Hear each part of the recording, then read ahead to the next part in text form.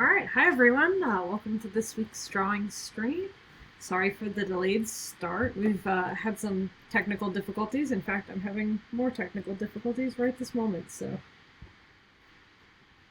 I had my fans were running really, really high on my laptop, so I was trying to get rid of the excess processes that were going on and everything. And in doing so, had issues with my tablet driver and whatnot. But hey, we're here now. Thank you for joining. As you can see, I use a Huion tablet, so but I have significantly less problems with my Huion than I did with my Wacom. So, for what that's worth, glad to be here. Today, I am going to be working on a commission piece. It's actually a birthday present for one of my Tumblr moots. Moots. So, this is her OC Inquisitor. I'm actually drawing Inquisitors, but not as Inquisitors. We're doing them as kind of like punk rockers this time around. I just wanted to do something a wee bit different. The fun part about drawing OCs is getting to make up the outfits. The unfun part of drawing OCs is having to come up with new outfits. No, I mean, it's funny when you can picture how a character should look in your head, but then when you start trying to get into the nitty gritty details of it, it's like, oh geez, how do these scenes meet again? Kind of thing. I could kick myself for drawing or for writing as complex outfits as I do, because I wrote these really cool complex outfits and all of that with a lot of detail to them, and then people are like, wow, you should draw your characters. So I'm like, ha. I should, really, shouldn't I? But when they're wearing hand woven things with different stitch patterns and stuff, which sounds super cool when you're writing it, but oh boy, then you have to draw it.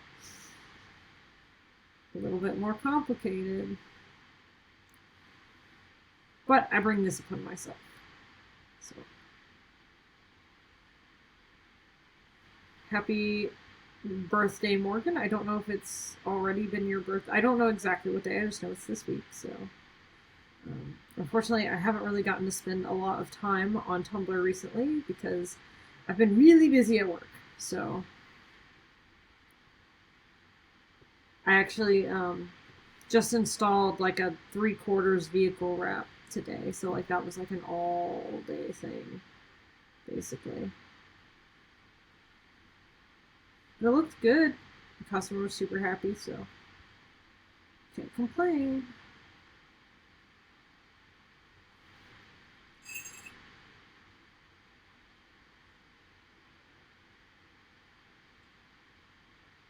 Tea break. I think I'm going to go ahead and put another layer in.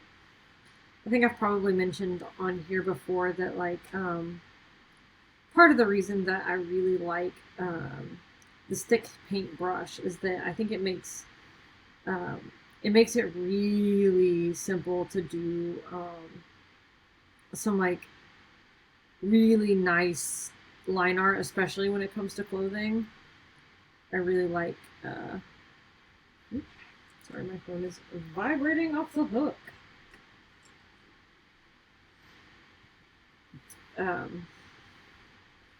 Off the hook. That's something the old people say because the phones used to be on hooks and they are not anymore. Pepperidge Farm remembers.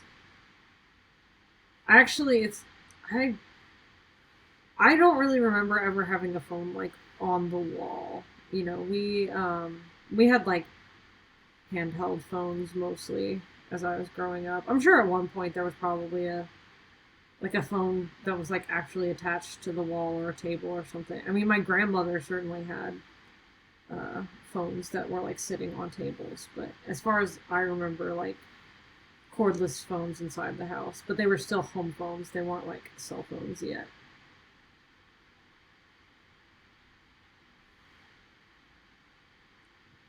Not to say that, we didn't. Maybe I was just too young to remember. definitely grew up in like a very transitional period of time for media technology, really.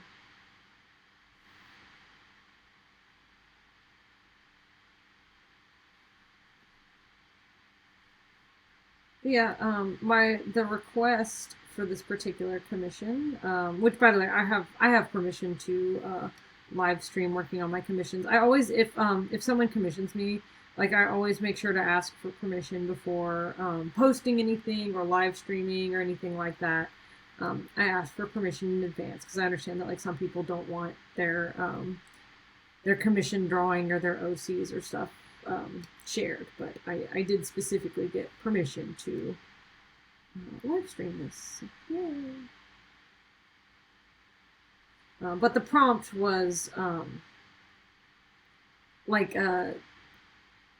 they just wanted like a really cool villain couple uh, shot of their OC and the Grand Inquisitor, like they were about to just absolutely blast someone.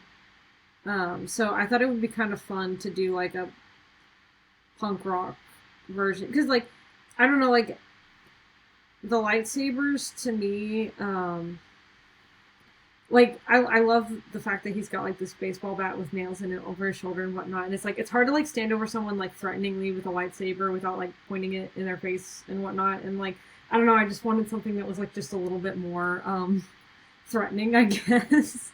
So she's like cracking her knuckles and everything, and I thought it would be fun to do something more along those lines than just like the traditional way that we always see them. So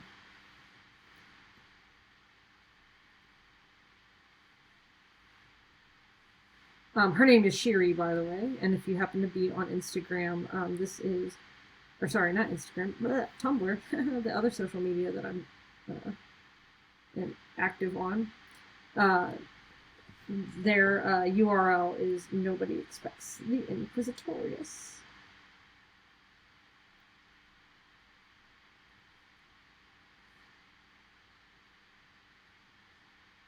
So the thing about this is going to be a lot of like drawing fabric too, which is like kind of fun. The thing that I have found about drawing like big loose fabric like this, you know, pay attention to where your big folds lay and everything like that. Weight, obviously, as far as we know, they're not on any kind of anti-grav, so weight is going to drag downwards. And I like to do like a mix of like harder edges and like bigger curves. And it just depends on like where the heaviness of the curve should be, which one a particular spot will end up with. But it's just keeping in mind like the thicker your fabric is, the wider these turns are gonna be. Like I've done like plenty of satin stuff before where like, you know, we're doing like stuff like this, you know, like where it's like really, really like tight little creases. It's not that satin can't make, satin is an interesting one because it can make like big dramatic folds, but then also when it's like pulled tight over something, you get those like really tiny folds.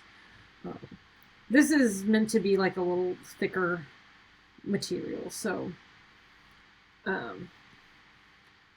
it would not have like quite that same like fold texture.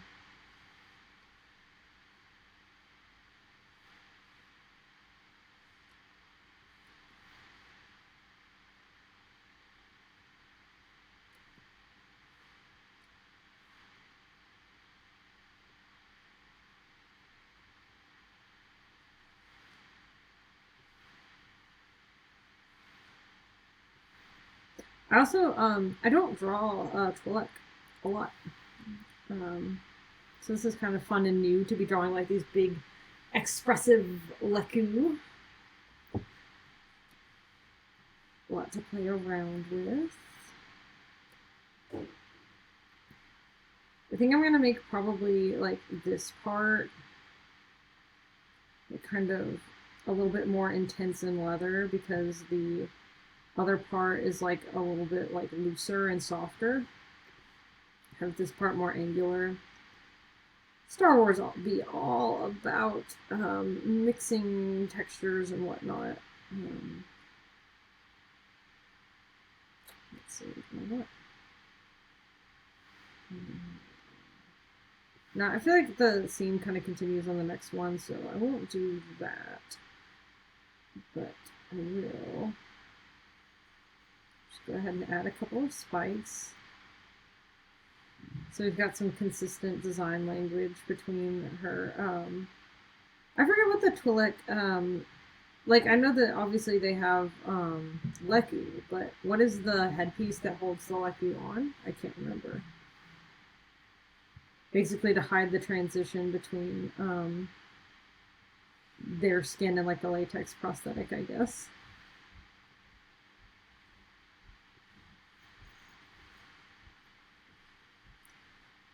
All right.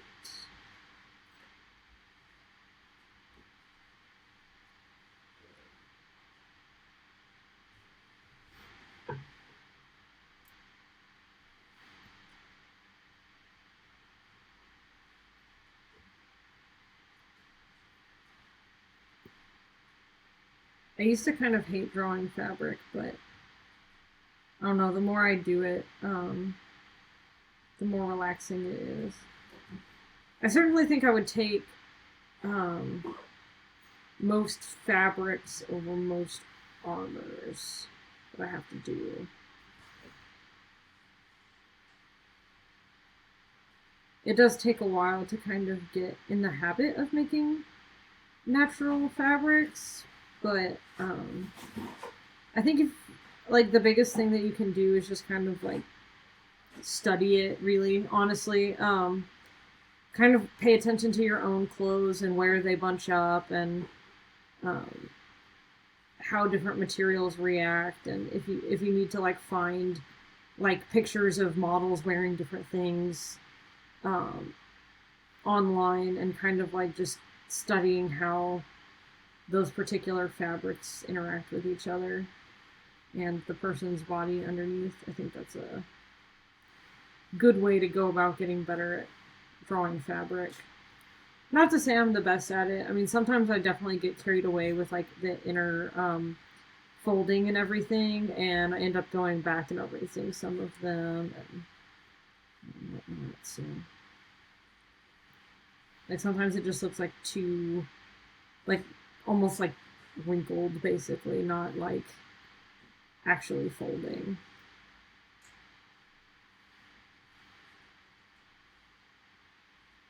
Like, for example, like that's probably a little too much, so we'll keep the rest of it for, well, I think I'm gonna like it looks a little bit bigger on the right side than it does here, so I think I'm probably just gonna like extend that a little bit so that the sleeves look a little bit more even.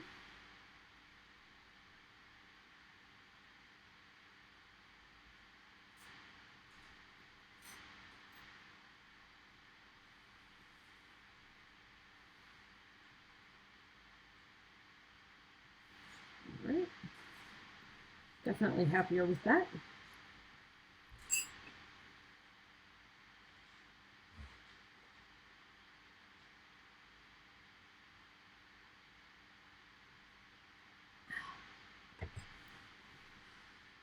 All right, now. Ooh, I forgot to put the like the actual wrist part, like the cuff. Hello. Brendel's playing with something as per usual.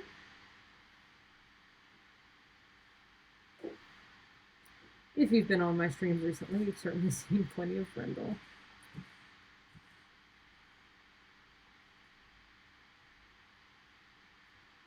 Meanwhile, his brother's trying to break into my husband's studio on the other side of the hallway. Tag. It must be like a team effort to like be disruptive. Hey, you're making a lot of noise. Don't do that, please. There you go.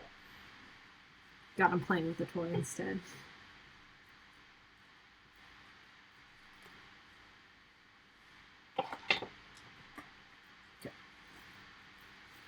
Out of sight, out of mind, right? I don't know why I didn't like go ahead and like draw like the inside of the cuff over here. I mean, I know that I'm probably going to end up erasing it when I draw the hand, but it's good to like just have it like as a starting point.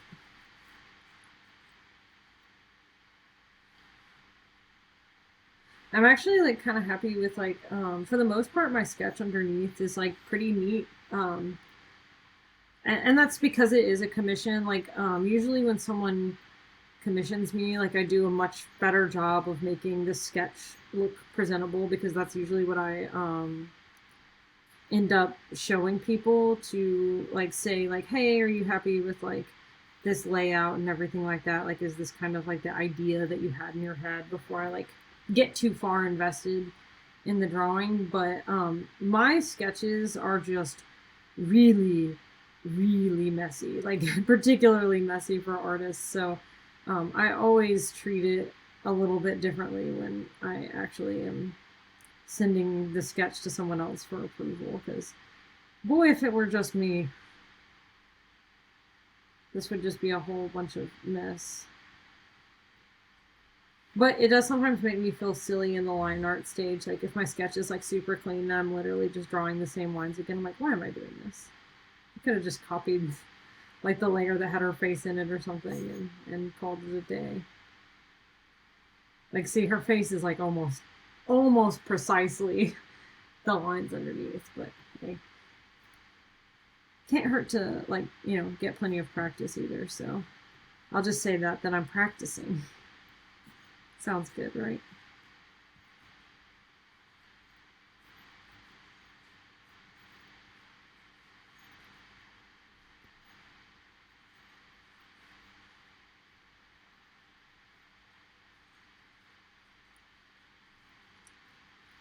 Nothing says goth like a torpedo tip corset.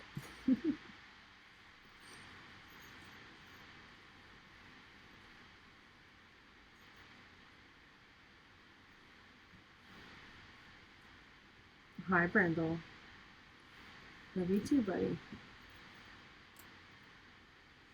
Attacking my leg.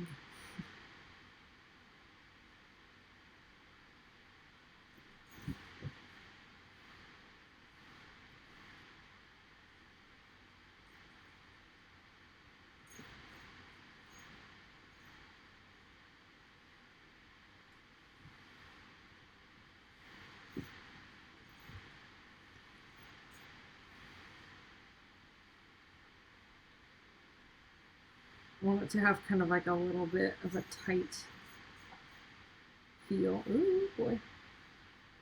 Our first super lag of the evening.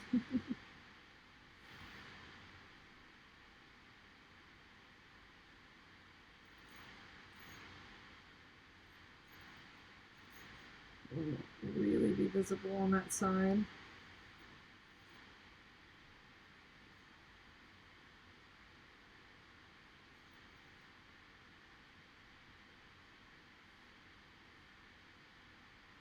Now to draw her corset spikes.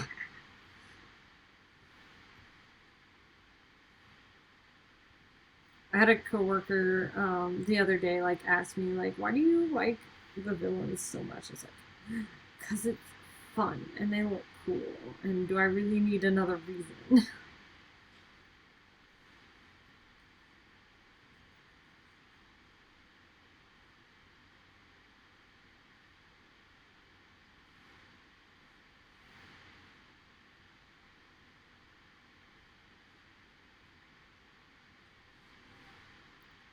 Although, admittedly, I do question the practicality of having spikes like right up at the top of your thighs like that, but hey, you know, to each their own.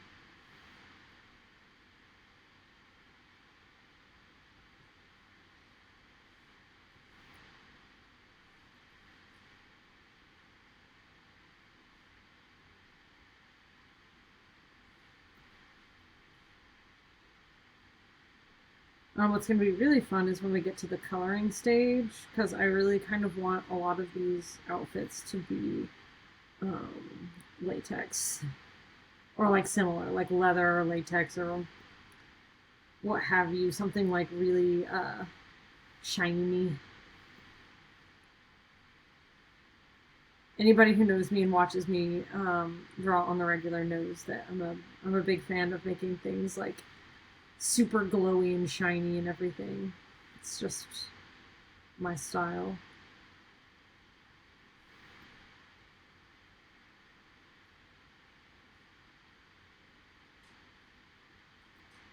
Right.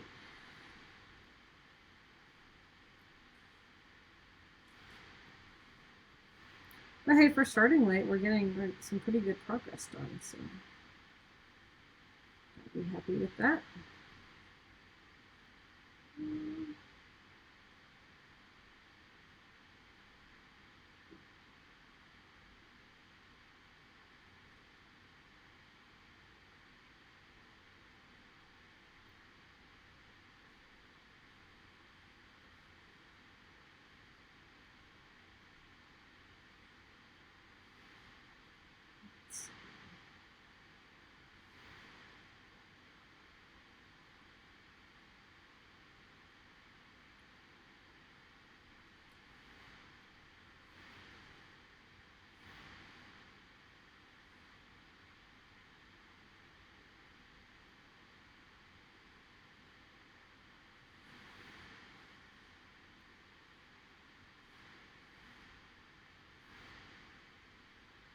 Again, I question the practicality of this unless it's like a Hellraiser situation, but we don't need to go there.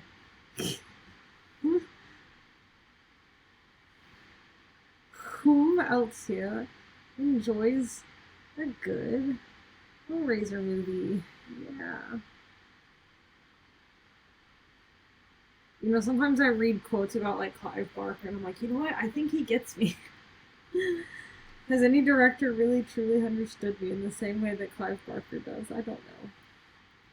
Maybe Guillermo del Toro.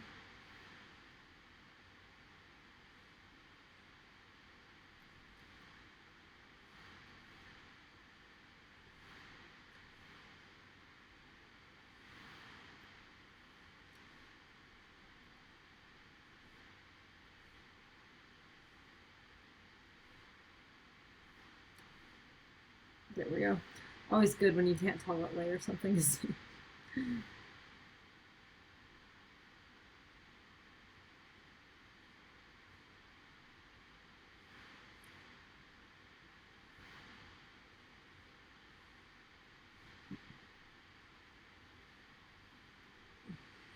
Oh, I forgot to draw like this other part of her shoulder here. Let's rectify that, shall we? And I didn't erase that either. Here I am being like, I'm flying through this. Well, like, no wonder. No wonder, my friends.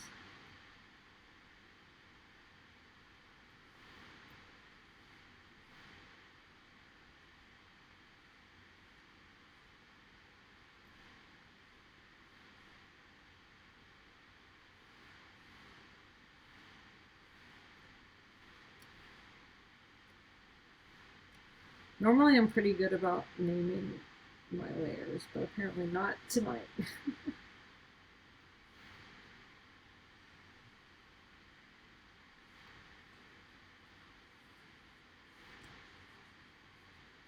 Alright, looking fabulous so far. Let's see if there's any other kind of elements I want to... I kind of want to add some, like, scruffy detail on, like, the top part of the jacket. Like, almost like it has patches, but then the patches are, like, the Imperial crest or something like that. Like, I think that would be kind of neat.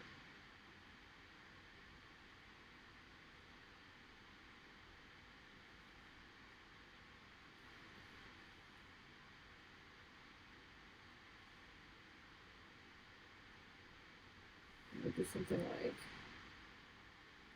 that.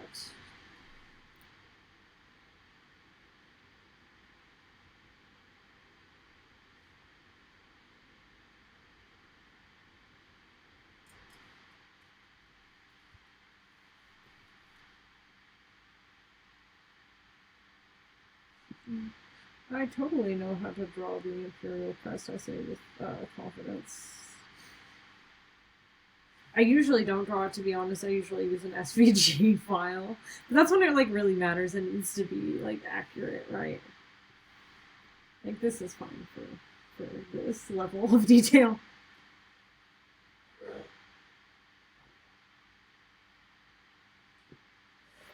And that's it for the tea. Now I know I'll be up until midnight. Perfect. Okay.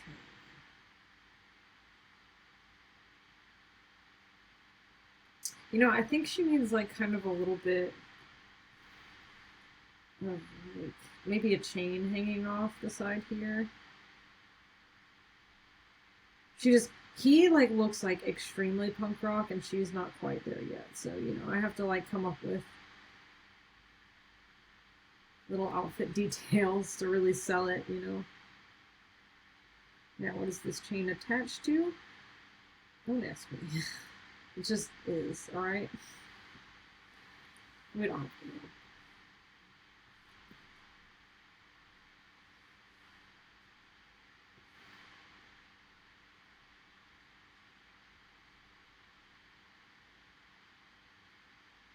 I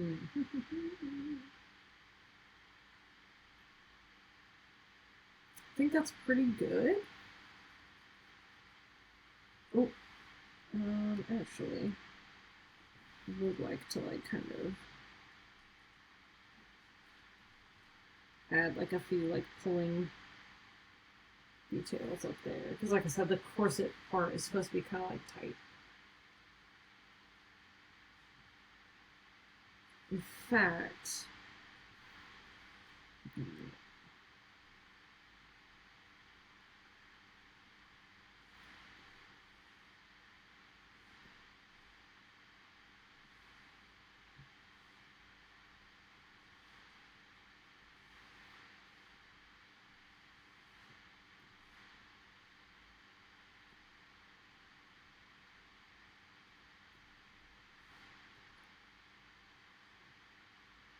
yeah, I think I want to do that. Like, go ahead and pull this in just a touch.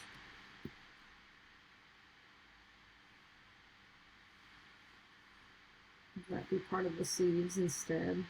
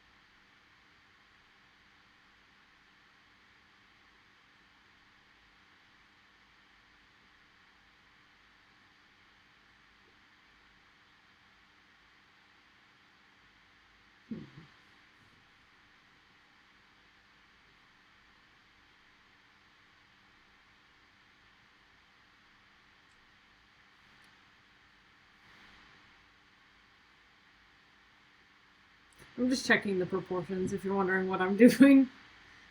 Because typically the head is like close to 1/3 of the shoulder width, and hers is like clearly bigger than that. But I don't know how much of that is like the Leku. You know what I mean? I'm not sure I want to size her, like the rest of her down. So what I think I might do is just size like the outfit part up and see what happens. Keep aspect ratio. Like, I'm happy with that. I just want to see what happens when I make her outfit just like a touch bigger.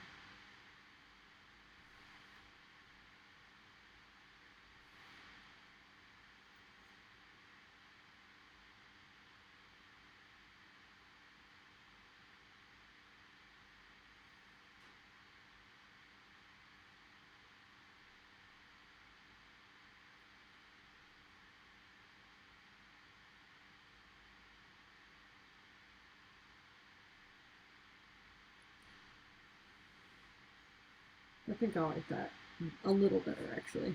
Now is the time to figure these things out as opposed to, you know, um, once you've already like started drawing like the hands and everything like that.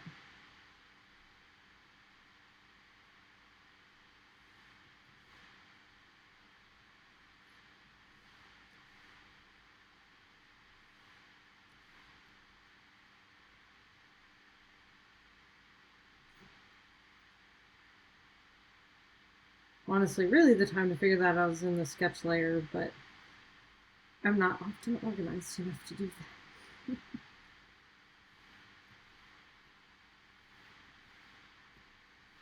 Come on, that layer. There we go.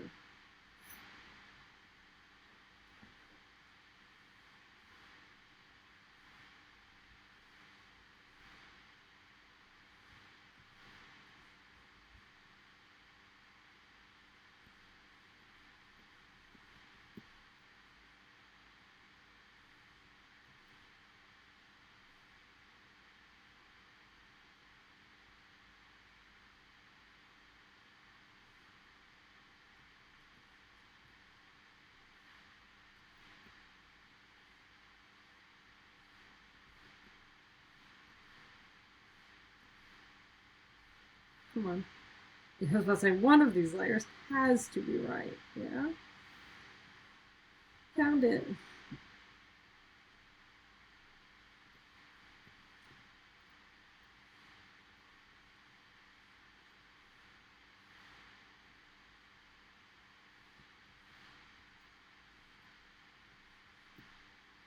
Okay, let's see. That should have been most of like the touching up I needed to do after that.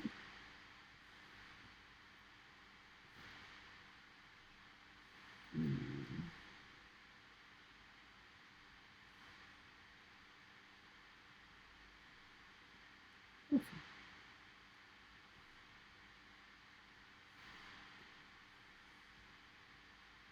Yeah, I'm happy there. Okay. Yeehaw. Alright. Hands time. I know that's always everyone's favorite thing in the world to draw. It's hands. I like the way hands like come out after they've been drawn. Like I think that they're very rewarding to draw, but the actual process of drawing them is sometimes a wee bit tedious. And of course, I picked a nice, like, difficult position for her hands to be in, cracking her knuckles. So this ought to be really interesting.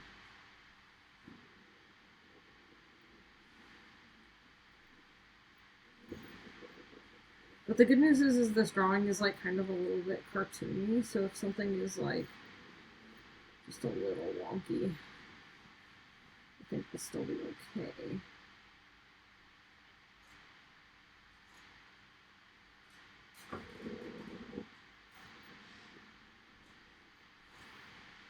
Like most of these fingers are going to be covered up anyway by her other hand, so.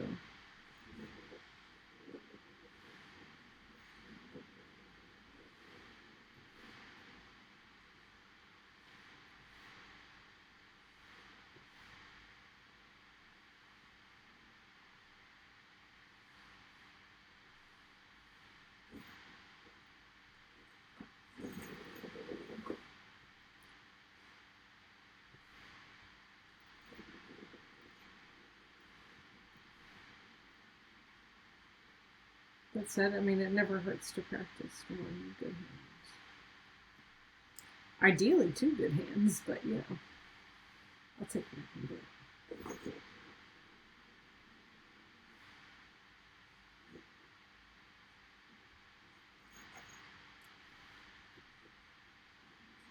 And that is far too small. And, you know, my golden rule of hands is that it's always, always, always, always easier to spot a hand that is too small as opposed to a hand that is too big.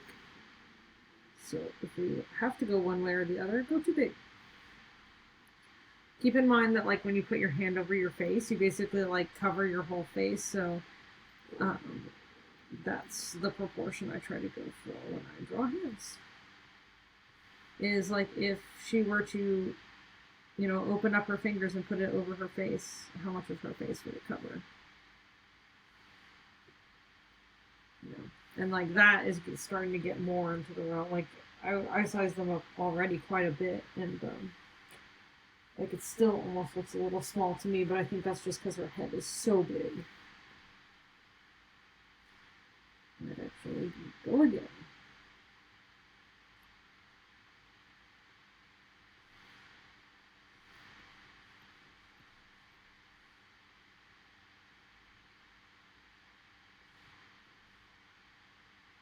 And see, the problem here is that we've done so many translations that didn't really look the best anymore. So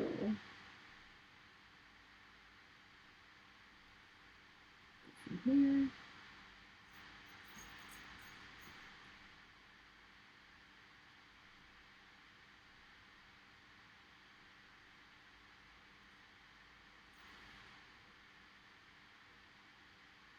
See, finally I got to one where I'm like, that's a little too big.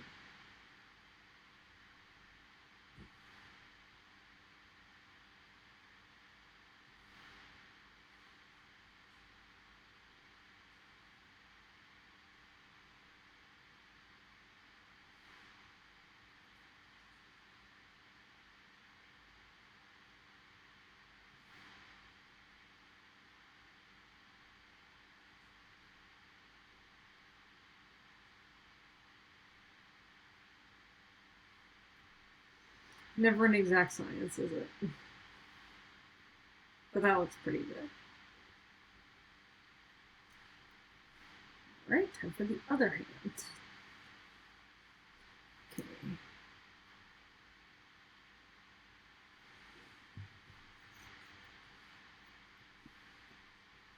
And normally I do my hands kind of like in the same layer, basically, but in this particular situation where I have such like strong overlap, I would prefer to have two different layers for the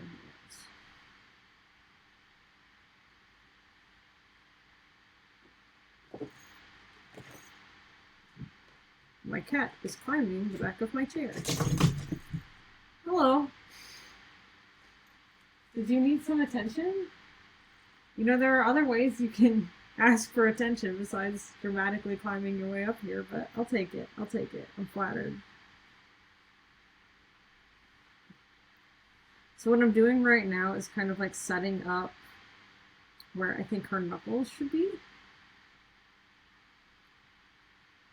And then I can kind of, this is like when I get into the weeds of like kind of more complicated hand poses, is I'll tend to draw like just the first digit. Oh boy. Oh yeah, he's standing on. I was like, what's going on? Why is my screen going crazy? It's because my cat's walking on my keyboard. Hi. You know, that was really rude of you. I was kind of in the middle of something. Jerk. He says that he is clearly the most important thing, so nothing else matters other than what little Brendel wants. Isn't that right, Brendel?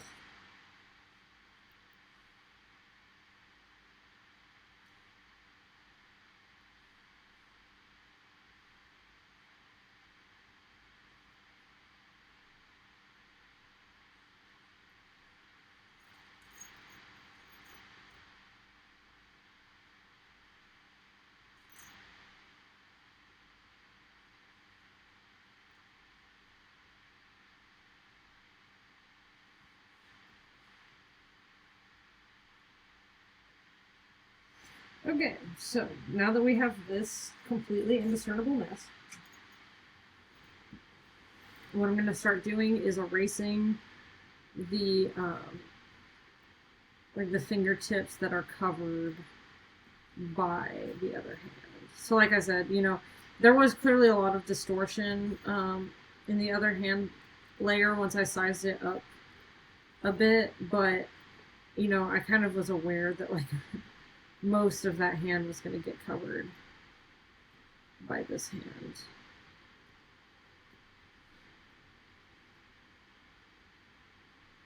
And whatever isn't, I can always go back and kind of just hit those lines,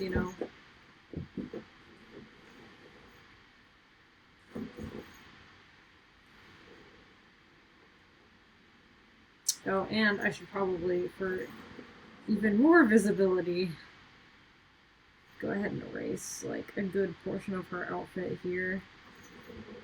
It's not terribly difficult to draw back in those lines if I need them at any point.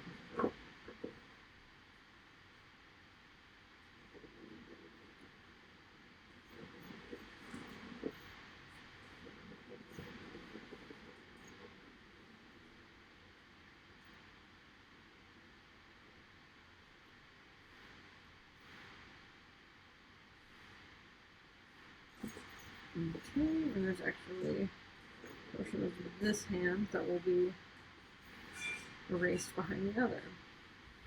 So now I kind of have an idea of what's going on. I can go and like correct, like I accidentally put a knuckle in a wrong spot and stuff like that. Like I can go back and sort of, when I have the general gist of where the finger should be, start like actually refining them into something recognizable as a finger.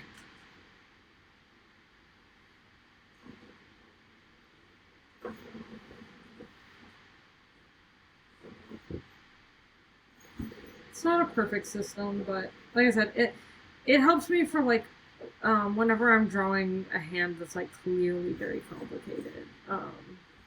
Like a hand reaching over another hand or something like that. Like I've done like stuff like this before and whatnot. Sometimes it helps me with that, but it's not like necessarily like the only tool that I use, or a lot of times I'm using my mirror right there.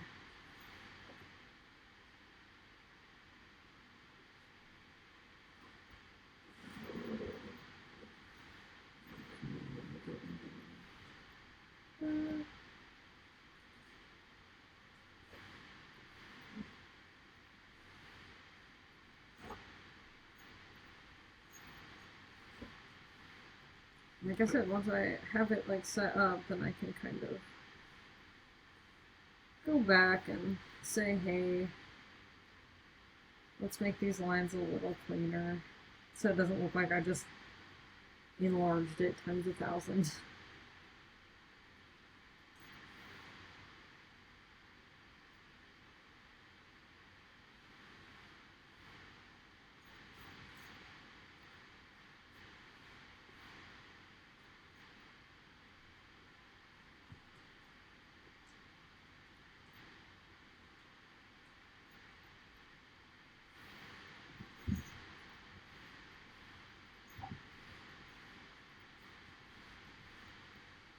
Ew.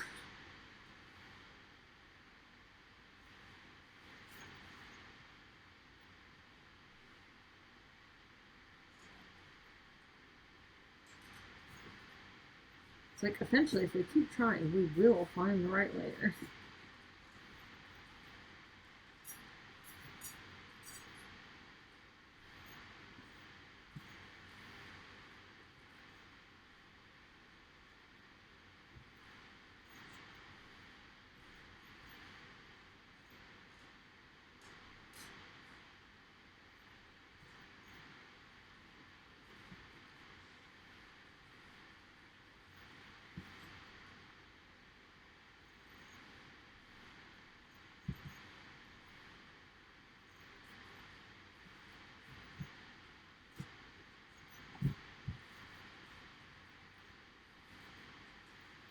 I think something that would be a fun experiment. Oh, hello.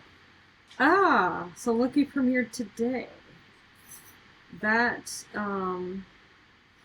yesterday on the Ahsoka stream, we were talking about that and how it's the only Marvel thing that we've watched since Endgame. And Marshall had thought it had premiered already as of yesterday. And I'm like, I feel like if it had, I would have seen more gift sets on Tumblr. So like, I feel like surely it's not out. That's good to know that it's at the exact same time as this stream. That's not going to be at all problematic for me. Hey, maybe I can move my stream, my drawing stream to Wednesdays temporarily so that I can watch Loki on Thursdays.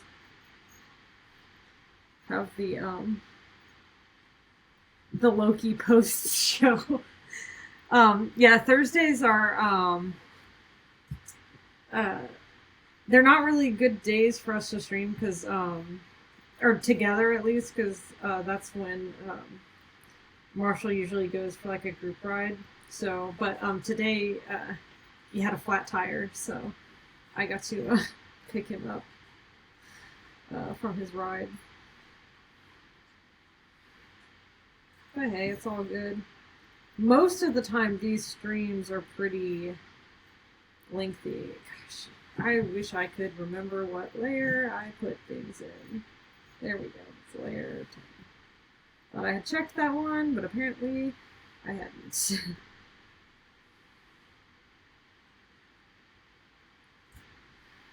So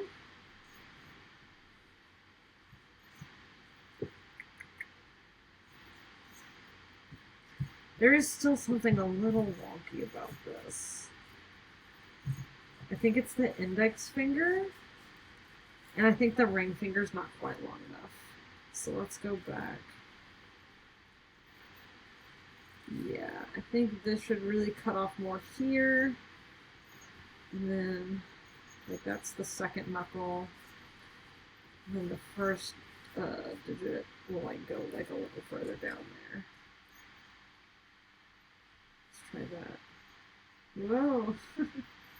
Not what I wanted. There we go.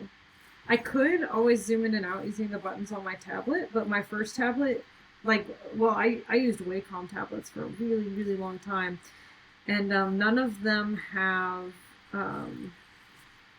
the buttons on them, like the shortcut buttons. So I just like am so used to not having shortcut buttons that like I kind of forget that nowadays I could use them if I could ever remember that they're there.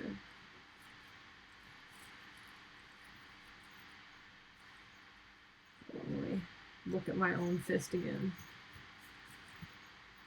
Yeah, it does stand slightly above, but I think hers is raised up too high. I think it needs to be more like here.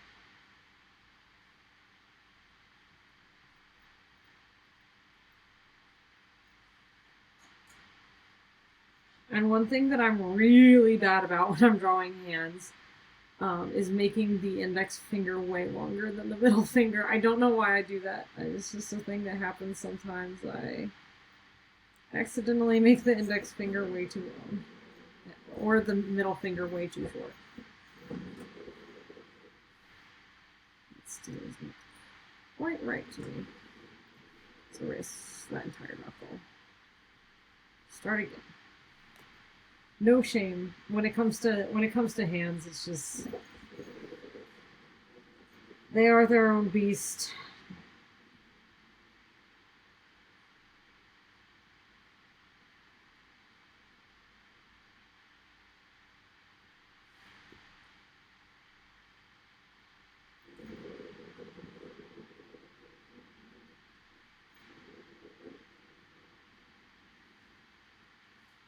Oh yeah, well it was a flat tire on his bike, but yes, I mean, thankfully I was like literally passing the road that he was on as it happened, so I was just able to turn around and go pick him up.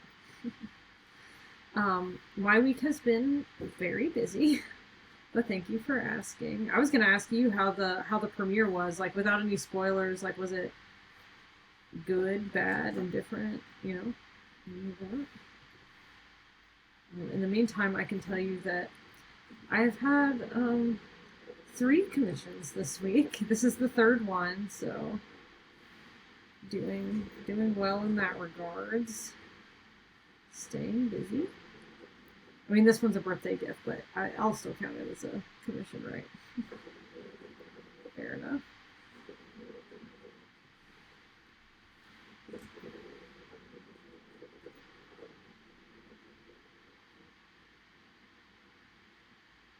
Oh, I've never heard that happening to a bike before.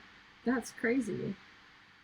Normally, when we go on like long trails and stuff, we typically have like stuff to fix a flat, on us. I think part of the issue is that her like pinky finger is like really big, and I think that that's like distorting the proportions of the other fingers. The jokes, everybody thought I was good at hands, but actually I'm not. I just am willing to rework them over and over and over again.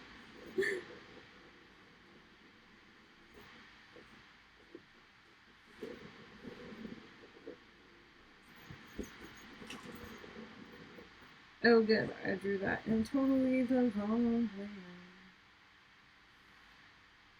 There's it.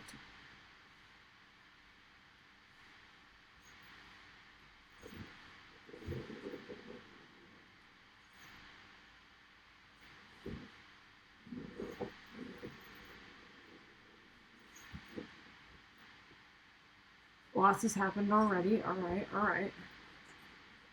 Cool.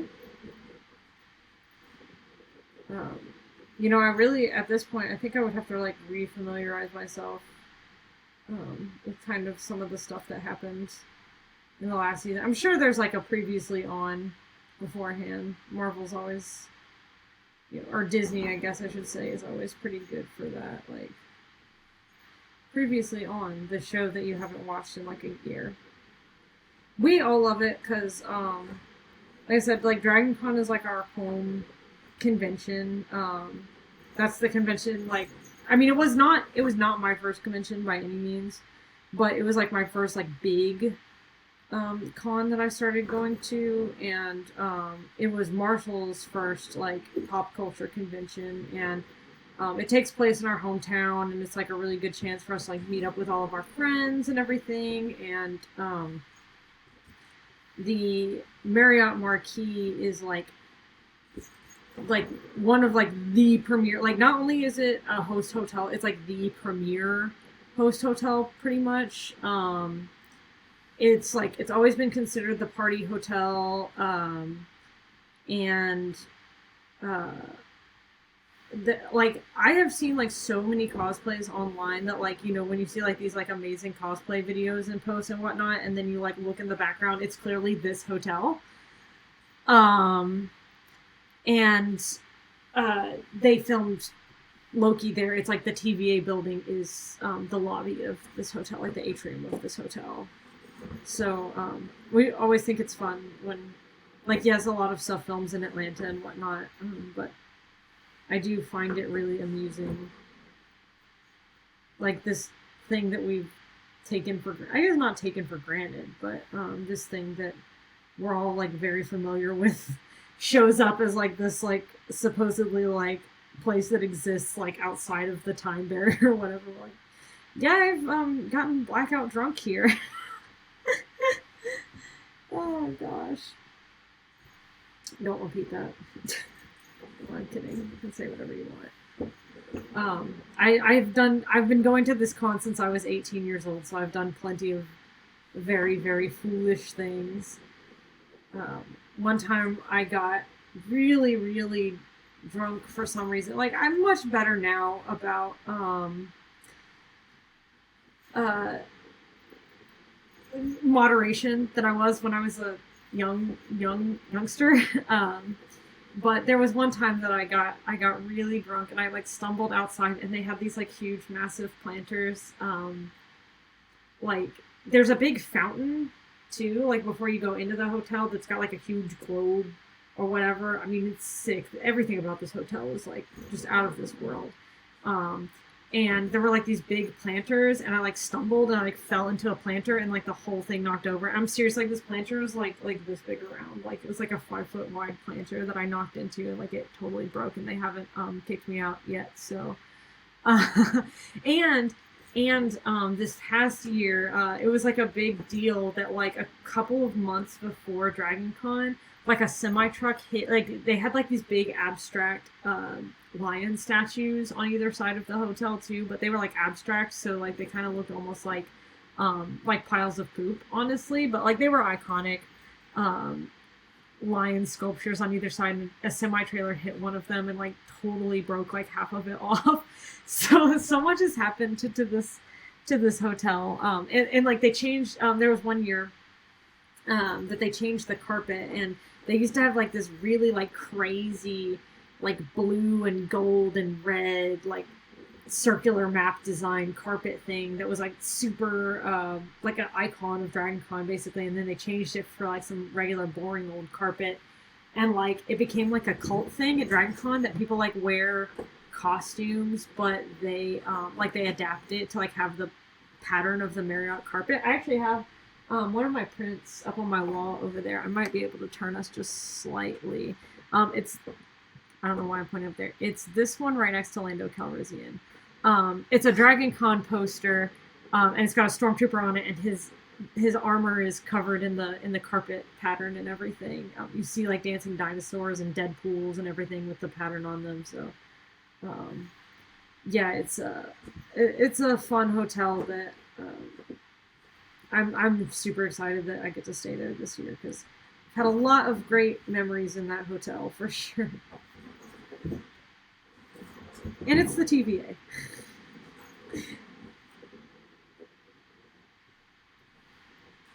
Just in case we lose sight of that. I will say, like, of all of the times that I've seen it in media, like, I don't think I ever saw Mockingjay. I saw the first two Hunger Games movies, but I'm not sure that I ever saw Mockingjay. But like, of all of the appearances of this hotel in media, I think that one has probably like the TVA was probably the most iconic. You were like, hey, that's our hotel. My husband's laughing at something, either me or yeah. It's also the tribute center in Catching Fire. I did not know that. I definitely saw that movie, so I don't I don't have an excuse for not right. Well, I mean sometimes they um set dressing and everything, they do a good job, and sometimes they do such a good job that you don't even recognize this place that you go to all the time. There's another like iconic part of Dragon Con that is in Captain America and the Winter Soldier. No, Civil War. It's in Civil War. There's like a iconic fight scene down these like glass hallways and whatever, and that is actually the food court that everyone goes to in Dragon Con, and they're like running down these glass hallways, and they're like, oh, that's the food court. I think that's the only other time that like I like saw something and I'm like, I've been here. Like, it was the food court.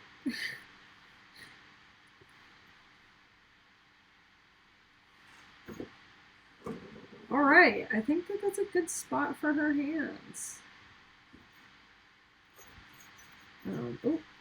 What I should do though is go ahead and put some like jewelry on them because we're going for the punk aesthetic, and like it doesn't make sense for her to be tripped out everywhere else and not on her hands.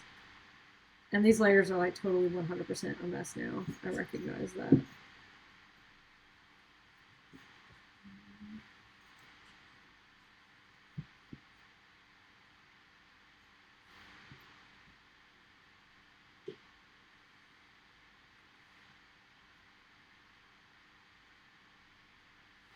I'm just gonna go really simple for this, to be honest. Nothing too crazy.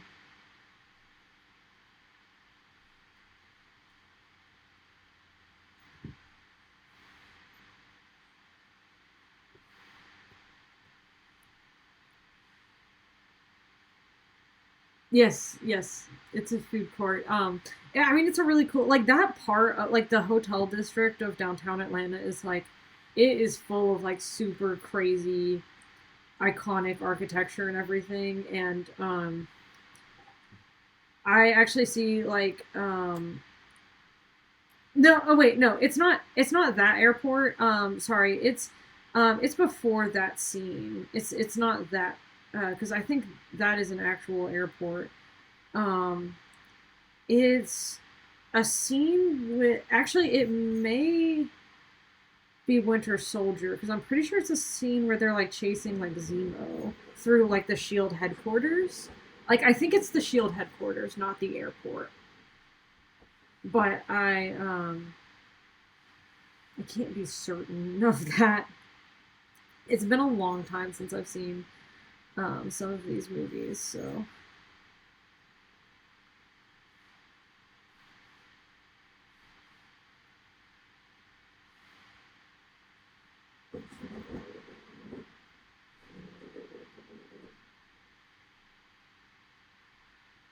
I honestly don't remember. Zemo could have been in that movie too. I don't remember.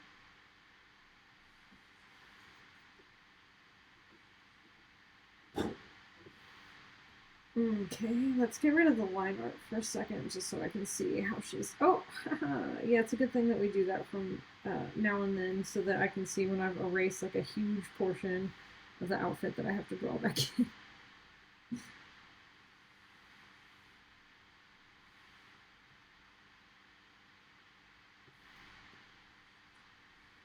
Okay, she's looking pretty good so far. I know she has markings, but typically for markings, I do them in the color layer, not in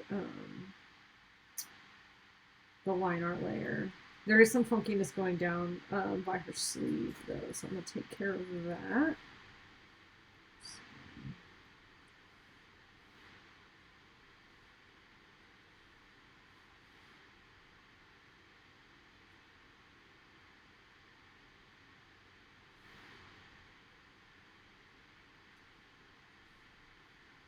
Yes, yes, this is for Morgan. Yeah, this is Shiri. It's her birthday this week, but I can't remember which day. Actually, I don't. I just don't think I know. I remember seeing a post about their birthday being this week. I just don't remember ever seeing a day. So, Morgan, if you're watching this afterwards, happy birthday. I don't know when your birthday is, but I know it's soon. So, happy birthday. I hope you're having a good one.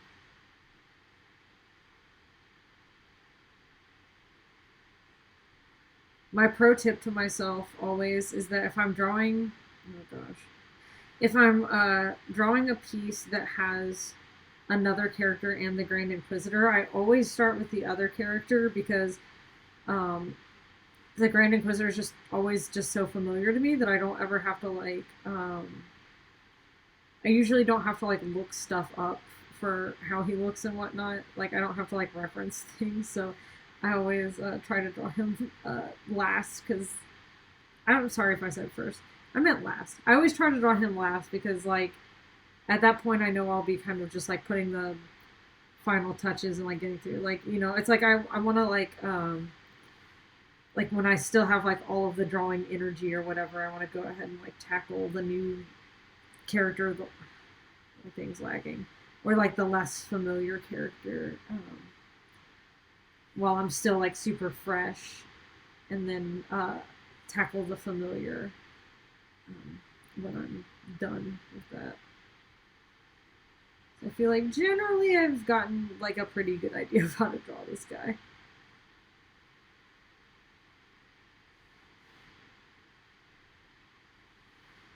At this point, I've probably drawn him more than any other character. Ah, yeah, yeah, yeah. Time zones. I don't even know what today is, to be honest. The 5th. Got it. So it's sometime in the. Oh, it's the 9th. Okay, okay, okay. Monday. Monday. Got it, got it, got it. All right. That's, I have to, bring my, car in for maintenance on that day. So, well, not maintenance. I was in a car accident and it's getting fixed at the body shop. So, I guess that is a maintenance of sorts.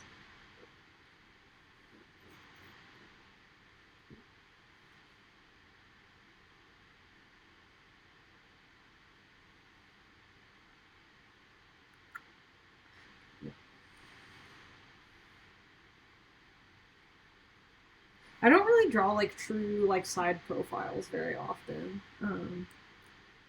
But I try, especially with our dear friend Inky here, um, because I've drawn him so many times. Like I feel like I get kind of, I guess, stale. Like, you know, like sometimes I feel like, well, I've already done like basically the same drawing as this, so I can't draw this one because it's just going to be the same thing that I've already drawn. So I try to like change the positions that his face is in and everything like that, just to actually, this eye is like crazy far over. What was I thinking? Um, yeah, I try to like change up like what angles I draw his face from, because like when I look through my art portfolio, I don't want to see like 10 photos of him just like slightly off to the left smiling. So sometimes I try to do like a full profile, or sometimes straight on, sometimes face the right side instead of the left side, just like stuff like that, to give myself a little bit more variety.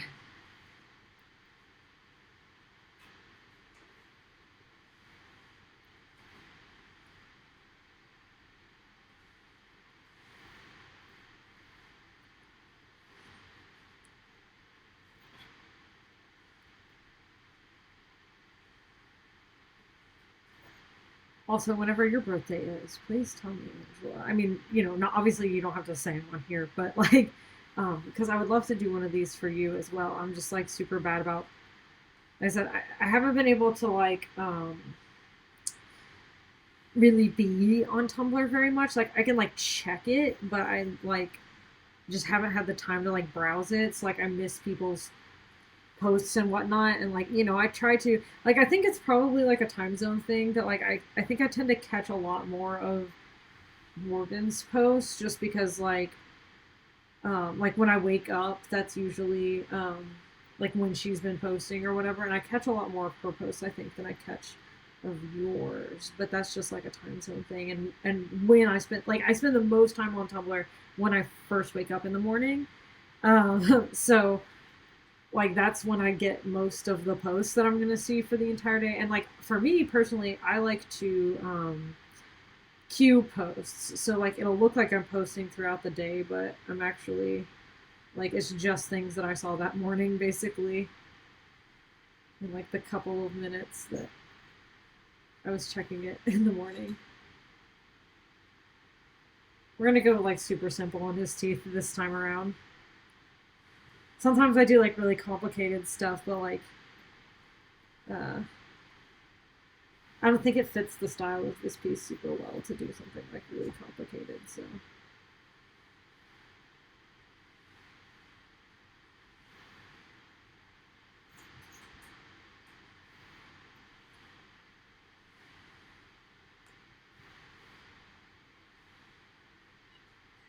oh my goodness, Brendel, what is it?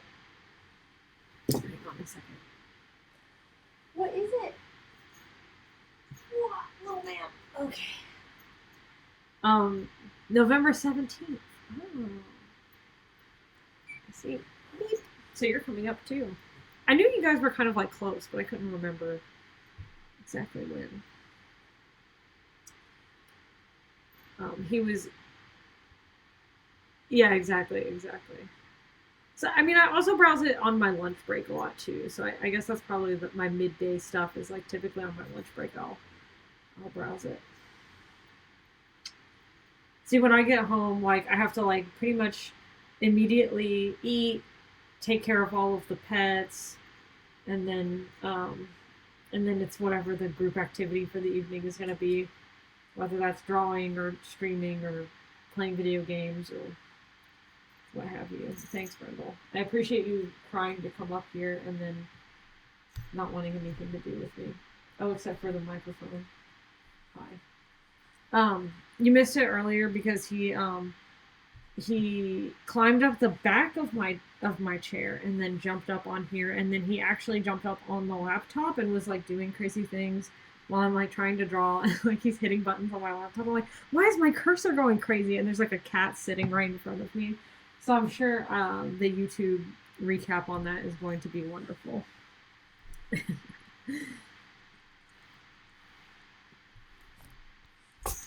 Bless you. Hi. Bless you. Please don't eat my tissue. I know I'm so mean for taking away all of your toys. Like pieces of paper that you shouldn't eat.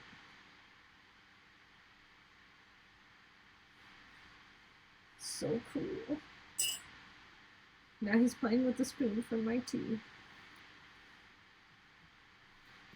I think I've mentioned before maybe, but it's been a while since I've drawn a Palon on air. The way that I do their heads is just like, instead of trying to do like one solid curve, just like break it into multiple segments and just connect them. My Palon method, my Palon drawing method of choice. For their skulls, anyway.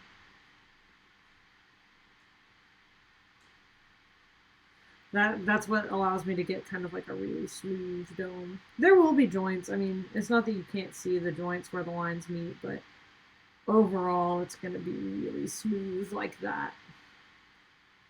Yeah, yeah, it's I hope I can just like take it like the problem with my like, you know, I stream using OBS and that's what I do the camera captures with too, is that I don't have a like a video editing app on my computer that can handle the output of how do you erase lines so smoothly. I just go slow with this. I think my eraser probably has a stabilizer too. Yeah, my eraser has a stabilizer. Now 7's pretty low, but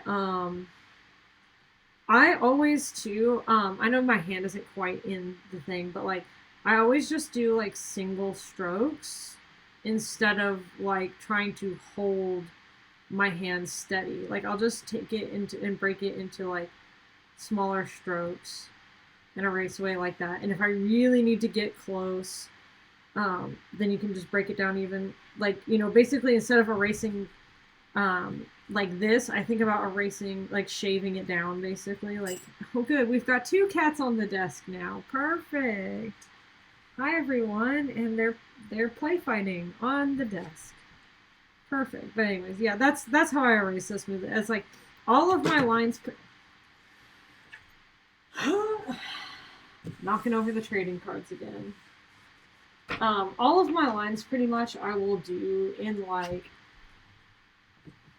a single motion basically, and then just like connect. The third, Apollo, probably downstairs sleeping away from these crazies, if I had to guess. And Freya the dog is in the floor in here. A lot of times I can get all of them up in here, but you know, Apollo likes his space too. But yeah, like so when I'm doing his jaw here, I'm gonna just do a single like downward stroke like that. I'm gonna turn it to make this angle easier for me to do. And see, I'm not like super happy with that line. I like it up here, but I don't like it down here. So I'll just kind of come halfway through, like where I didn't like what was happening. And then I'll just like kind of continue down the contours. And then I can zoom out, look at it, say, hey, I'm happy with that. My eraser I keep really small. Just zoom in. And as I was like, this stuff I know I can erase. A lot of times I'll just do like these simple short strokes right next to the line. And that's part of the beauty of this particular brush too, I'm not gonna lie. Like you have to be a lot more exact when you have a brush that is not like this one doesn't have a lot of taper. The version of this brush's taper is that it like, so this is like a pressure sensitivity test, right? Like, so while this gel brush right here would taper at the ends, and this is like a really nice pressure curve, by the way. Like, this is kind of what you want to see, like a very even thing. If you have like the pressure set wonky, it'll be like, you know, like something like that, where it's like fatter at the, like, yeah, fatter at the top, and then like it very quickly goes down. But like this is like a really nice pressure curve. That's what you want to see. But you can see this thick paint brush that I'm using It doesn't really have a lot of taper. Instead, it just gets lighter at the ends. So it still has like the effect of a brush without like actually tapering off, and that allows you to get much like a lot faster cleaner lines. I actually learned that from watching one of Pigeon Art's streams, because I was always like a taper brush enthusiast. Like supposedly they look a lot more professional and everything like that. So I was always super into the taper brushes until I watched that stream, and her line art is just like fabulous, and she was like going like super fast, and like I always felt like I was so incredibly slow at line art. And then I watched that and realized that when I use this brush, it allows me to like connect the lines like a lot faster, and so my whole line art goes faster because like I'm not spending as much time cleaning as I normally am. So we gotta give him his nose ring.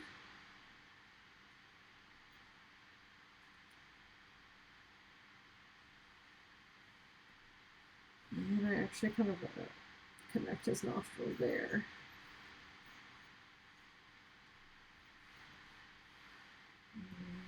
His eyebrow piercings.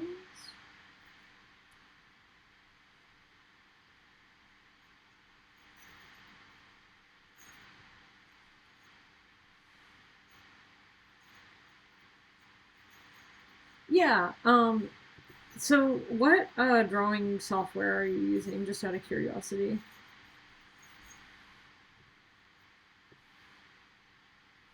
Because I obviously I use Clip Studio Paint, and I'm a huge enthusiast of Clip Studio Paint. But Clip Studio, oh, Krita. Okay, I think I've asked you that before. You've told me. I don't know if this is the case for Krita, but I know for like Procreate, Photoshop, Clip Studio, like a lot of the main ones, people like make brushes that you can like download and put into your software. So like actually, we'll like go ahead and try that real quick. If I go into Clip Studio Assets, and that's where I find most of the brushes that I use. Very few of the brushes that I use are actually default brushes. Here we go. It's loading. Yeah. I use a watery brush in Clip Studio Paint. That's pretty good. And like I think a couple of the texture brushes I use are actually in Clip Studio Paint. But for the most part, I use brushes that were created by other people. So a lot of times, here you go to Clip Studio Assets.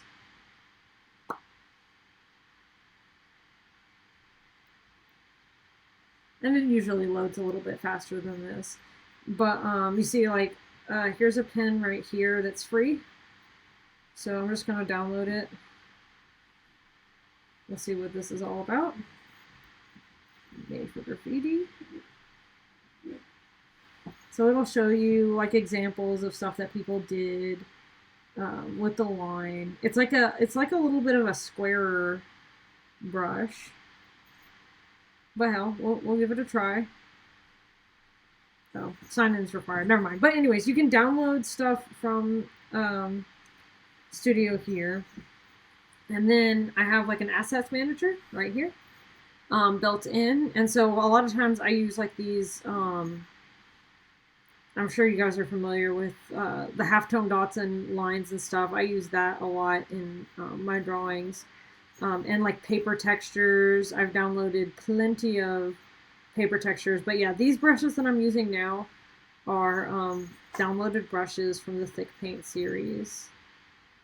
I also really like this BSCB set as well. I've been using them quite a lot lately. You probably recognize this like kind of like dotty line. This Braves Versatile pen is one that I am incredibly fond of. That looks like, to me, that's like the best ballpoint pen approximation I have seen.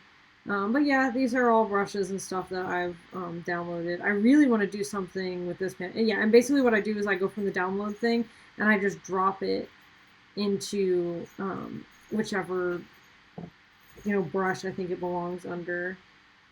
So I'm trying to see where this one is. Most of them Cat's just knocked something over. It's probably one of these. It's just like in Japanese.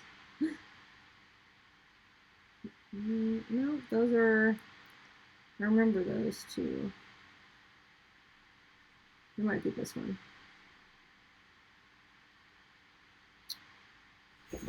I don't remember. But anyways, it's fun to play around with brushes. Let's see. This is that Braves versatile pen that I like so much. Like it really, I think, looks like a ballpoint pencil or a ballpoint pen because like it kind of dots at the end and everything, and like it's like a little see-through. I'm fond of that one for sketching.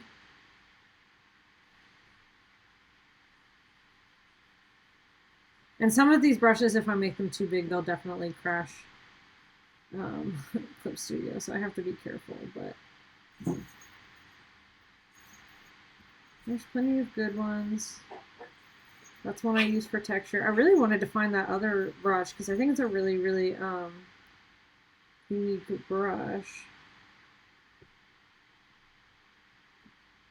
Oh, I think it's this one. Yep, it's this one. Like, I think I could do like a really cool like background or like very simple ink drawing with this. That would be like really fun.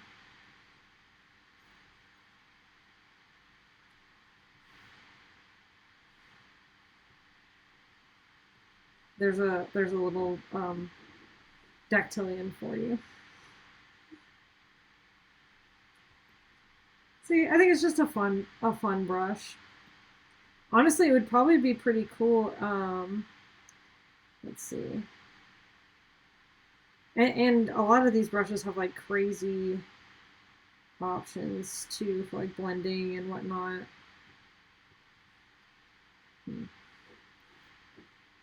Brush density is not quite doing what I would like. Let's see this. No. Better not mess with it too much. But you can always reset brushes, which is good to know. But yeah, there's a little fun little dactylian for you. He's cute. I'm gonna leave him. He's gonna be my secret in this drawing. I'm gonna find somewhere to hide him later. I'm sure Morgan will really appreciate that. Okay, back to paint mine. I want him there to watch me while I do. He's so cute, so goofy.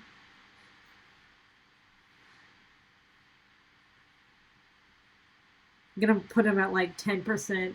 Yeah, I'm gonna put him at like 10% opacity and like hide him like on one of the jackets or something. I think I can pull it off.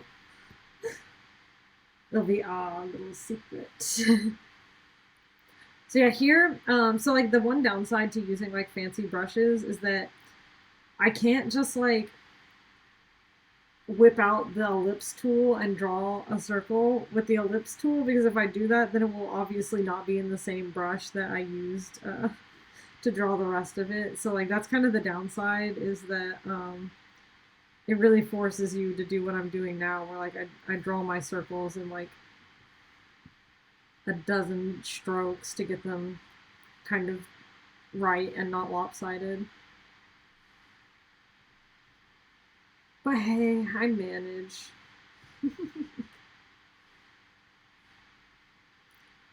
Unless my computer lags. As you can see, I'm not totally perfect at this either.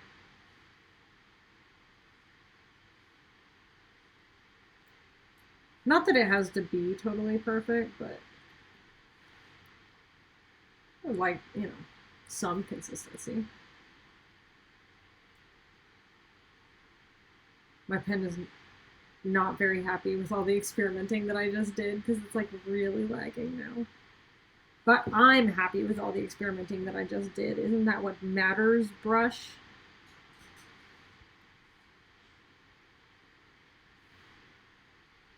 I hope that I'm not, my stream isn't dipping out for you guys. That would suck, but hey.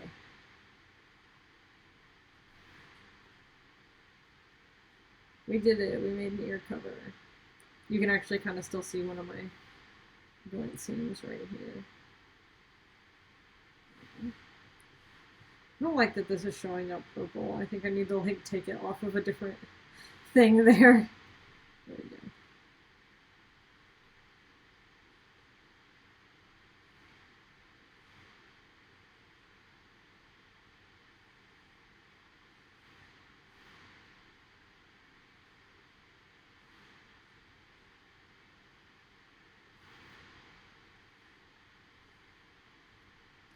Yes, as they say, perfect is the enemy of done. So sometimes it's better just, you know, if you're really struggling with something, just move on, come back to it if you have time and energy, or just say, hey, I'm gonna do that better next time I draw. Well, I have to say today I did a full, like almost an entire vehicle wrap on a Mini Cooper, and it was the first time that me and my coworker had really like done a full wrap like that by ourselves, and it came out really good. So my confidence is at an all-time high in my ability to just make my way through something. And I don't have to draw very much of this chain here because his collar is just going to cover it. But it needs to exist very briefly.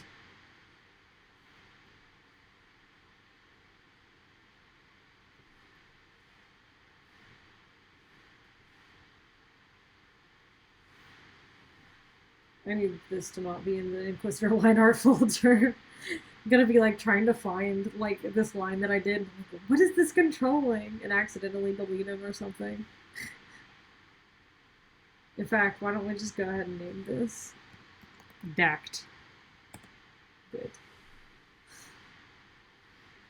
That way there's no accidentally getting rid of him.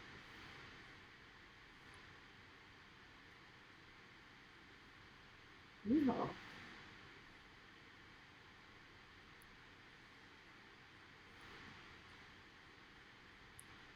Again, I'm like designing outfits.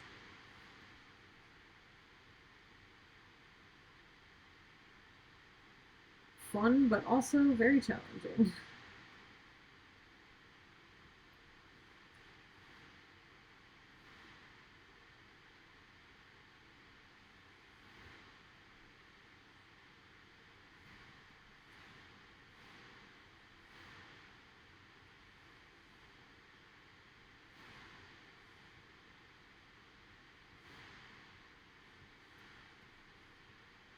I like the idea though, especially with drawing like a character that already has like an established outfit. I really like drawing them in such a way that like it really like complements the thing that they normally wear. So like I really liked the idea of still giving him like a really high collar because that's kind of like an iconic part of his look and like an iconic look for Mini Palon. So I kind of wanted to keep that even though I'm doing like a leather jacket. So kind of my idea was just to like pop the color on the jacket, which is a very, you know, I think it fits with what we're trying to achieve today anyway, so.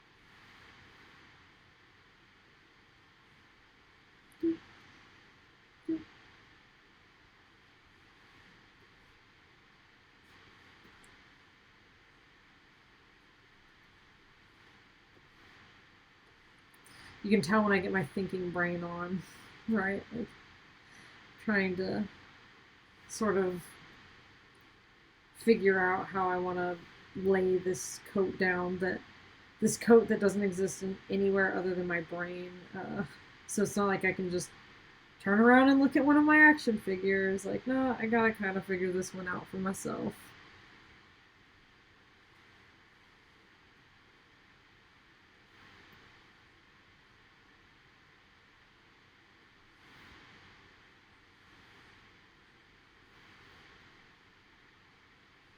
Thankfully, like some of the hardest parts of his thing, like I really struggled with doing like this arm when I did my sketch, and then our good friend Sherry here ended up covering up most of his arm, so I don't have to worry about that so much anymore. I can kind of just freeform the edges of it.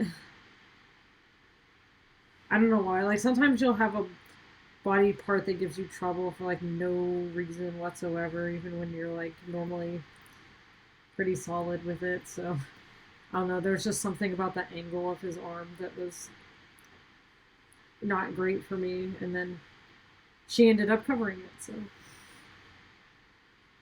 yeehaw.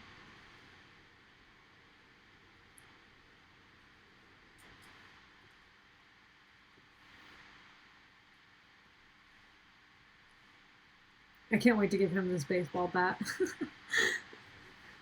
I just think it's neat.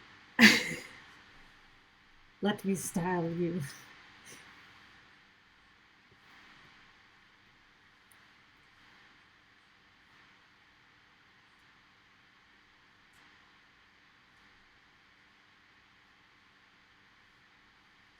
Yeah, doing those like big loose lines is like very, very helpful when you're drawing clothing.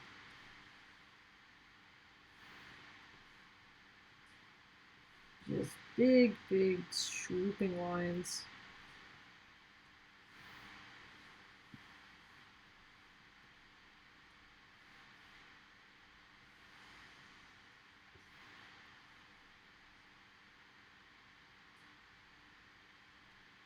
Okay. So if that's going to be the edge of his jacket,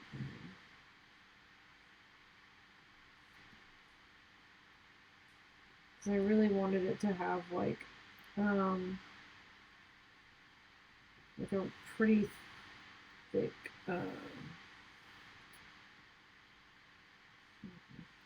before I draw that, why don't we just draw the rest of it here? I wanted it to have like kind of like a buckle thing at the end of it. It kind of like weighs it down just a little bit.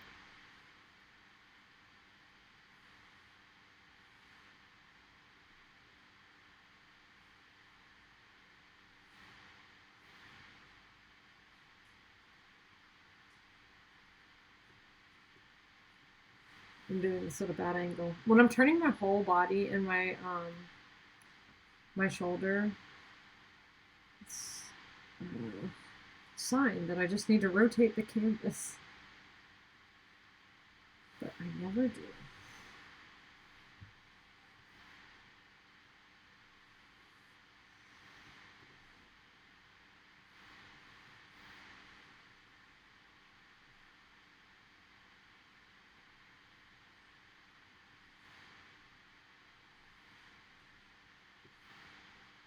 I hope that also when you are drawing that you remember to rotate your canvas instead of your wrist.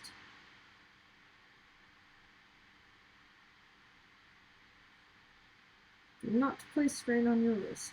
Bad idea. Also, you lose a lot of your control when you do that too.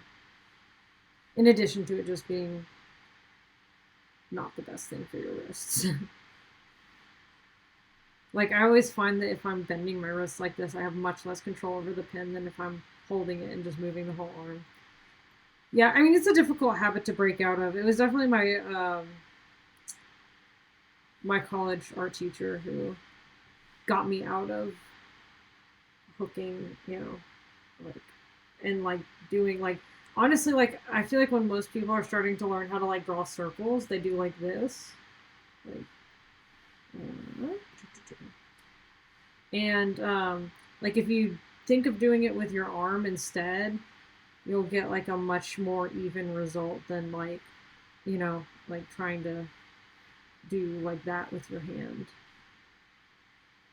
But basically, like what she had us do was like before, like, I see a lot of times on Tumblr, not that this is a bad thing, and I'm like very envious of people who do this, like people who do warm up drawings, and their warm up drawings will be like a beautiful rendition of like a face or like like a full drawing. When in reality, in art classes, a lot of times the warm up that you're doing is just a whole lot of this. And you see like basically what you have to do is like you can see like my whole shoulder moving is that you're just like doing that and this over and over and over again until you're loosened up and nimble or whatever. And then a lot of people will from there they'll start drawing like, I mean, it depends on what you're doing and how long of a warm up that you need, but people will draw like Spider-Man's basically, where it's like where you like draw figures in like crazy poses or whatever. um I've seen that done in like warm-ups before, where it's like there's no detail, you're just practicing like drawing body shapes basically. And I don't do the Spider-Man thing very well um at all, but I've definitely heard of doing that. But I envy the people who warm up with like a full drawing before they go draw. I'm like, wow, that's whew, I wish I had that kind of uh I don't know, fortitude. I admittedly I don't really warm up anymore. I really probably should, but I don't. Um, and if I did, it would definitely be the lines thing. It would not be a full drawing. It's like I'm here to draw. If I'm gonna just sit down and draw the thing, I'm gonna draw the thing. I'm not gonna draw something else to help me warm up to draw the thing. I just don't have the time or the patience for that. I don't know. But I definitely see why people who do like, I'm a professional artist, but I'm not like a full time illustrator. I definitely see why people who do like comic book illustrations and things like that, I see why they do like the whole like Spider-Man thing and whatnot, because um, it would probably really be beneficial in their field to like start figure drawing as part of their warm ups. Boy, do they have to draw a lot of those things.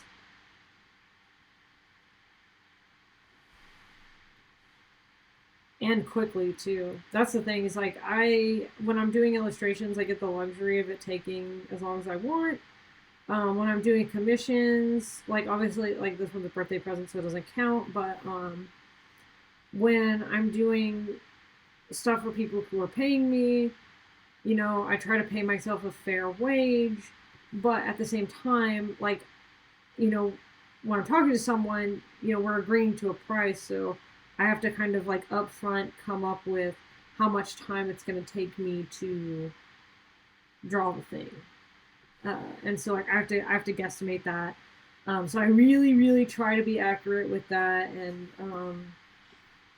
you know not over undercharge them, because I would like to be making a living wage at um, the price that I do commissions at. And I think that, most people I've talked to are like very, very okay with that. Like they definitely want me to um, pay myself appropriately. But at the same time, I want to make sure that it's accurate to what I'm actually doing. So if I tell someone it's going to take me 2 hours, I really want to try to make it take 2 hours. Obviously, I'm not going to give them an unfinished drawing, but I'm going to try not to like spend 5 hours on it instead. I'm not the best at it, to be honest. I definitely underestimate sometimes how much time it's going to take me to do something, but I get better at it. Doing these streams kind of gives me like a good gauge because it's obviously it's recorded, so like I know that my Marin drawing that I did recently, like I had the sketch done, but the whole piece itself, like lining it start to finish, color, everything took 3.5 hours. So if I add another like half hour for the sketch, I know that that piece took me 4 hours to do. So I kind of judge when somebody asks me for a commission, like based on my previous experiences, how long do I honestly think this is going to take me? It's like, well, this is what I can do in 4 hours, so I could probably do that in 3.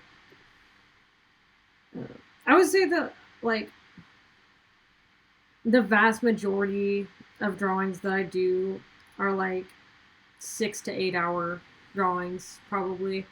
I do get some 4 hour drawings in there, but for the most part, I'm doing like 6 hour drawings for like my fully rendered stuff anyway.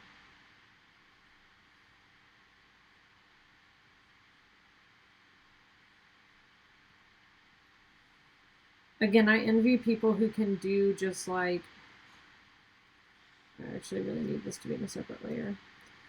Flat pricing, like some people will do for busts or whatever, they'll be like, oh, it's this, what was the total time on the bucket heads piece? That's a good question. That one took me a long time. Just the armor itself. I did, so what I do when I'm doing like a really big important piece like that, every single day at the end of the day when I'm done working on it, I'll upload my progress onto my Google Photos. So I know that I worked on that one for 7 days. Generally, when I sit down to do a drawing session, I try to do about 3 hours. 3 hours is about the amount of time I can handle doing this before like I really start to feel the fatigue. Like it's always my shoulders that really start to feel it first, and then sometimes like I feel it in like my forearm a little bit. But I'll start to feel fatigued usually about 3 hours in, so that's kind of when I try to like wrap things up. So if I worked on it for 7 days for 3 hours, then it would have been a 21-hour piece. But I don't really think that that's quite accurate. I think it was probably like a 16-hour piece if I had to guess. Like I think that some of that time was probably spent, having breaks and eating food and shorter sessions. That one I know like early on I did a lot of like shorter sessions on it. So I would say it was probably about in the 12 to 16 hour range, maybe. Hard to gauge. But that one, the real struggle was I had to really, really take my time researching the armor and like trying to get the armor right, and then the perspective. The actual like, it was funny. Like my progress shots were like almost all just like, I did the helmet, and then I did the helmet, and then this thing part right here, and then I did the helmet and like down to the waist, and then once I got the line art done, it only took me 1 day to totally render the entire thing, and like color, shading, background, everything only took me like 1 session to like sit down and do. Ooh, tired. It's like 10 o'clock here. So yeah, that one is just the line art. It was anytime I get sort of like super complicated armor. I'm trying to figure out how I want to do his wrist here. I think I just want it to be like really tight. Leather jackets can be done in such like a variety of ways, so I just wanted that to be kind of a tighter wrist, I guess. It definitely took me a lot longer than most pieces that I do.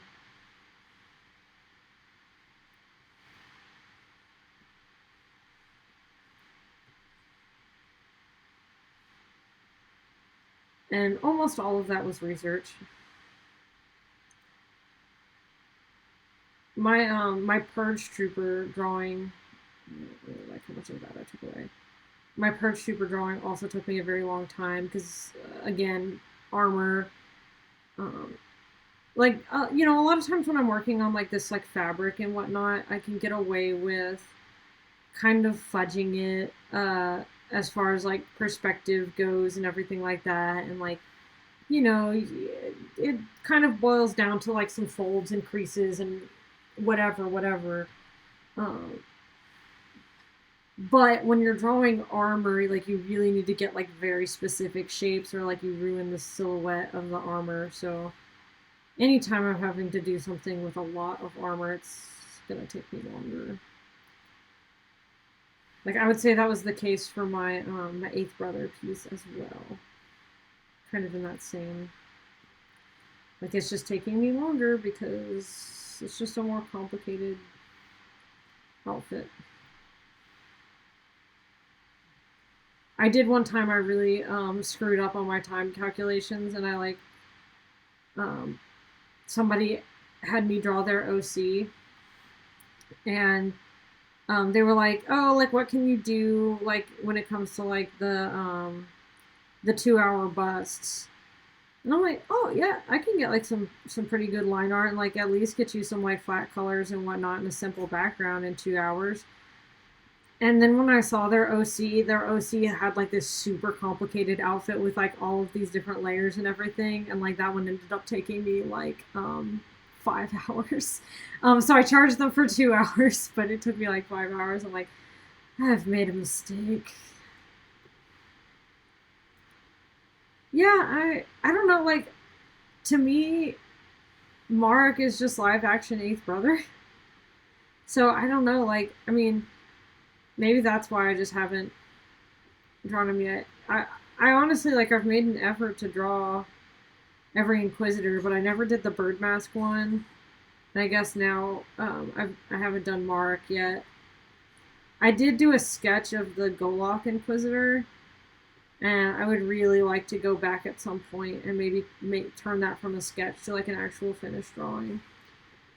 I mean, I have so many unfinished work in progresses. It's just sometimes it boils down to holding myself accountable. Because like that's why I do a lot of like color palette challenges where I let other people request what I'm gonna draw, because that helps me stay on target, because like I feel like I'm doing it for someone else and not just for myself. Whereas when I'm doing drawings for myself, I might like get kind of like, I don't know, just tired of working on it, or like if it's not looking the way that I want it to look, I'll just abandon it basically. But it doesn't always mean that it's abandoned forever. Sometimes I come back to the concepts. I've drawn like a couple of different like in the same style as the bucket heads thing. I've done like sketches for a couple of different like ride or die covers, and just never went back and did them. And I've done like I in the same way that I drew like a character sheet with Sino's outfit for Ride or Die. I did the same thing for Bolin and Drago, but I just never went back and finished it. R.I.P. Um, the monuments I could build to the drawings that I never finished. I never finished that Night Sister drawing, but I still have the draft. So I'm not saying that it's impossible that I won't go back and do it. Like especially like there are days where like I want to draw, but like the idea for a pose is just not flowing or whatever, and then I can kind of go through my work in progress folder and go, oh, well, like that was like a really good sketch, and I just didn't have the energy to finish it, so I could come back and do that again, basically. So I have actually one thing that I think would be really fun to do. I have some sketches from like 2016, 2017 that I never finished. And I think it would be really fun to take some sketches that I did like 7 years ago, 6, 7 years ago, and finally finish them, just to kind of like show the differences in like um, style, or I guess like composition, that I do now versus then. I think that that would be a really fun thing to do, and maybe at some point I should like actually go through and like find. There's one that I really really like.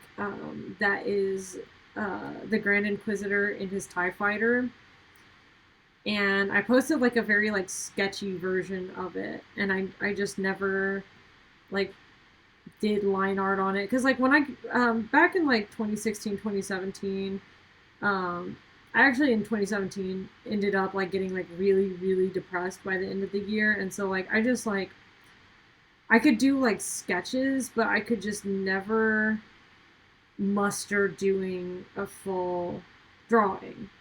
So I I have a lot of stuff in that time period that I think it would be fun to go back and sort of reclaim things that were lost to just me not having the energy to draw, basically. I think that would be really rewarding to do. I definitely in the past have like gone through and like redrawn things that I thought were good concepts that I just never finished.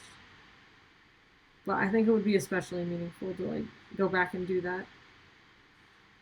Because like I just did a commission for my friend's brother, and I asked him to kind of like go through my portfolio and like pick which pieces he liked, so that I could like kind of figure out what style I was going to use for his piece. And he picked a piece from that like kind of era when I was like super depressed and I couldn't finish anything. And it was like a very sketchy style drawing, and I thought that was really nice. It was like, oh, you see merit in this thing that I just never put my heart and soul fully into finishing. Well, that's nice, actually. Maybe I should actually go back and finish it.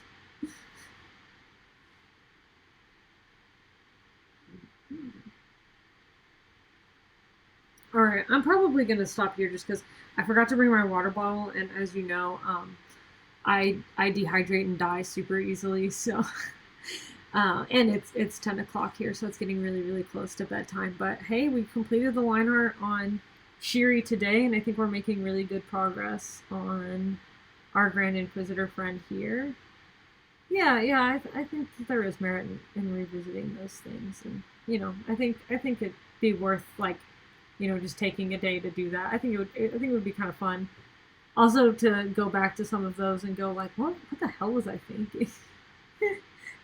I actually did that recently. I went through some old sketchbooks, and I found some really interesting pencil drawings. I actually found a pencil drawing of the fifth brother, but I had like adapted him to wearing like a Tron outfit instead of like, so like it was like the fifth brother but like in Tron. And I feel like the Inquisitors lend themselves really well to Tron because like their lightsabers look kind of like the light discs, and I was always really into Thrawn. Well, yeah, but Tron and Tron Legacy and whatnot. So I don't know. I like drew it some of the way in pencil. This was before I had my tablet, and just never went back to it. And I think it's still kind of a cool idea is to draw the Inquisitors as Thrawn characters. I've also like several times started drawings where I drew like all the Inquisitors as cats and then just never finished it. And I think that that would be a fun one to do as well. Um, so I have about a million drawings of Loki that have just never been posted.